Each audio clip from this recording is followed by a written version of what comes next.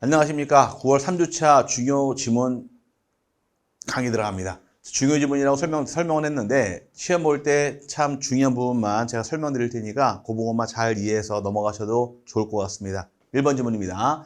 진정 명의회복을 등기 원인으로 소유권 이전 등기를 신청하는 경우 등기 원인 일자는 기록하지 않는다.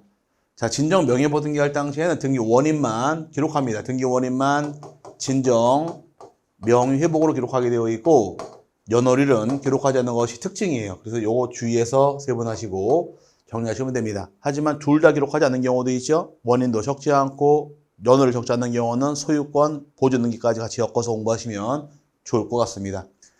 그 다음에 두 번째, 상속에 따른 협의 분할 등기 절차인데 상속이란 것은 단독 신청할 등기이고 상속인 여러 명이 있을 경우에 전원명이 가능하고 1인도 전원명이 가능하되 지분만 상속은 허용하지 않습니다. 근데 문제는 조금 어렵게 나오게 되면 상속 등기 실행함에 있어서 협의로 분할 등기할 경우 어떻게 등기할 것이냐, 요게 시점이 다른데 상속 등기하기 전에 협의 분할한 경우도 있고 후에 협의로 분할하는 경우에 이때 절차가 달라집니다. 중요한 것은 요게 중요한 것인데 전에 협의를 하게 되면 소유권 이전 등기하는 것이며 상속 개시를 적고 등기하는 것이 내용이에요. 그럼 요거 상속이랑 똑같습니다. 1번 원칙과. 하지만 후에 협의할 때 이때가 중요한 것인데 후에 협의를 하게 되면 소유권 경전 등기하게 되어 있고 그 다음에 협의 분할 일자, 원인 일자로 바뀌는 것이 내용이 되어서 이 부분을 공부하셔야 돼요.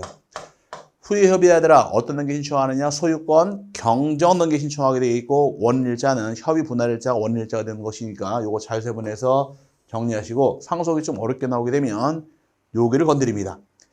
자, 그 다음에 이제 세 번째 이제 봐야 될 지문이 수용에 따른 등기 직권말소 여부예요. 수용권자가 등기를 해가게 되면 등기부상 직권말소 하는 것도 있고 직권말소하지 않는 것도 나오는데 직권말소 하지 않는 거 여기를 외울 게 공부가 됩니다. 수용은 우리가 공부할 때 어떻게 기억하시느냐, 소지 외우기라고 배웠어요. 수용했는 경우는 선순위 소유권하고 지역권은 직권말소당하지 않는다 해서 지역권 등기 직권말소하지 못한다가 하나 나와 있고 그 다음에 재결로서 인정된 권리는 살아있는, 이건 시험에 나올 건 아니니까 생략하고 이 두 가지 놓고 보게 되면 수용한 날 전에 실행한 소유권 이전 등기, 수용한 날 전에 상속을 받은 경우나 수용한 날 전에 경락대금을 완납한 경우, 그럼 취득이 누가 빠르냐? 상속인, 경락이 빠르다는 얘기입니다. 이 둘 다 엮어서 선순위 소유권하고 지역권은 직권말소하지 못한다 해서 이렇게 묶어 놓으시면 돼요. 그래서 수용했는 경우는 외울 때 소지에서 수용시의 경우는 선순위 소유권하고 지역권 말소하지 못한다 해서 이 두 가지 직권말소가 안 됩니다.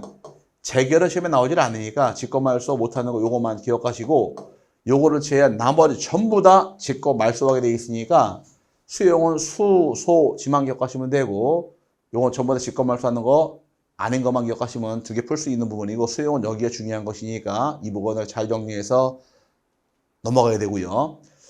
자, 그 다음에 볼 것이 이제 4번 지문인데 4번은 유증에 따른 등기입니다. 유언집행자가 수요인일 경우 그 과반수 이상의 유언집행자의 수증자 명의 이전 등기에 절체 동의하면 그 등기 신청할 수 있다 해서 유언집행인이 여러 명이 있을 경우는 어떻게 등기하느냐, 유언집행인의 과반수 이상 동의가 있을 경우에 등기하는 것이 절차가 되므로 유언집행인 여러 명인 게 한 번도 안 나왔는데 등기를 얼마큼 동의 받으실 것? 과반수 이상 동의가 있을 경우에 등기할 수 있다 해서 참고하시고 5번의 경우 수증자가 여러 명이 있을 경우에 이번에 받는 사람이 여러 명입니다. 이때는 포괄리증 받은 경우에 전원이 공동으로 전원명의 등기 신청하거나 중요한 것이 각자가 자기 지분만 등기 신청할 수 있도록 허용을 합니다. 이게 중요한 부분인데 상속받은 경우는 자기 지분만 등기할 수 없도록 규정하고 있는데 유증은 가능해요. 유증은 자기 지분만 등기할 수 있는 것이 특징이니까 요 주의해서 세분하셔야 되고요. 자, 그 다음에 이제 볼 것이 6번 지문입니다. 6번의 경우는 유증으로 인한 소유권 이전 등기는 포괄유증이든 특정유증이든 모두 상속 등기를 거치지 않고 유증자로부터 직접 수증자 명의로 등기를 신청해야 한다. 원칙은 상속 등기할 필요가 없다는 얘기인데 그러나 유증으로 인한 소유권 이전 등기 전에 상속 등기가 이미 격리된 경우에는 어떻게 할 것이냐, 할 필요가 없는데 모르고 실행했습니다. 일단 상속 등기를 말소하지 않고 바로 등기할 수 있는 것이 절차가 되어서 이 등기하는 과정도 잘 이해해서 세분하셔야 돼요. 원칙은 상속 등기할 필요 없는 게 원칙이되 실행할 때는 말소하지 않고 바로 이주 등기할 수 있도록 절차가 만들어집니다. 그 다음에 7번째, 특정 유증의 목적 부동산이 미등기일 때 어떻게 등기할 것이냐 문제인데, 특정 유증을 받은 경우는 이때는 수증자가 직접 소유권 보조 등기 신청 못하게 되어 있습니다. 직접 수증자 명의로 보조 등기할 수가 없게 되어 있고, 유언집행자가 상속인 명의로 소유권 보조 등기를 한 다음에 유증으로 인한 소유권 이전 등기를 하는 것이 과정이에요. 하지만 포괄유증 받은 경우는 수증자가 직접 자기 명의로 보조 등기 신청할 수 있으니까 두 개가 다르기 때문에 이 두 개 구별해서 세분하셔야 됩니다. 포괄유증 받은 경우는 수증자가 직접 자기 명의로 소유권 보조 등기 신청할 수가 있고, 특정유증 받은 경우는 직접 보조 등기 못하게 되어 있으니 구별하시되, 그럼 특정유증은 어떻게 등기하느냐?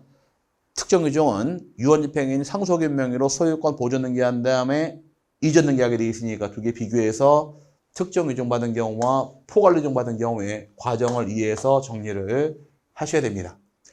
자, 그 다음에 8번이에요. 수탁자가 단독으로 신탁을 원인으로 하는 소유권 이전 등기를 신청함과 동시에 동일한 신청 정보에 의하여 신탁의 등기를 신청해야 한다. 신탁 등기는 단독 신청할 등기이며 한 건이다 보니까 한 건의 신청 정보로서 신청하시되 기본 원칙은 동시에 신청하는 것이 원칙입니다. 이게 원칙인데 주의할 것이 있어요. 9번의 경우에 위탁자 또는 수익자는 수탁자를 대위하여 등기 신청할 수 있다. 이 경우는 동시 신청 규정을 적용하지 아니한다. 이게 중요한 거예요. 단독 신청 등기는 동시 신청하도록 규정하고 있는 것이 특징이지만 대위 등기 신청할 때 동시에 할 필요가 없다 보니까 요거만 시험에 3번 출제했으니까 요거 잘 기억해서 정리를 하실 부분이며, 차이점 나왔죠? 얘는 차이 나는 부분이 출제 포인트로 하시면 됩니다.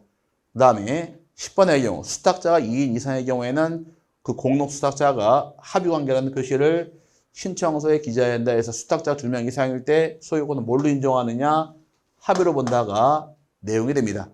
이거 말고도 뭐 중요한 점은 많이 있는데 관계상 여기까지 보시면 될 것 같고요. 더 필요한 질문은 요약집이나 문제집에서 공부하시면 좋을 것 같습니다. 3주차 강의 끝났는데 나머지 부분도 열심히 공부해서 합격이라는 단어를 우리가 쟁취해야 됩니다. 그때까지 열심히 공부하시길 바라고 강의 마치도록 하겠습니다. 감사합니다.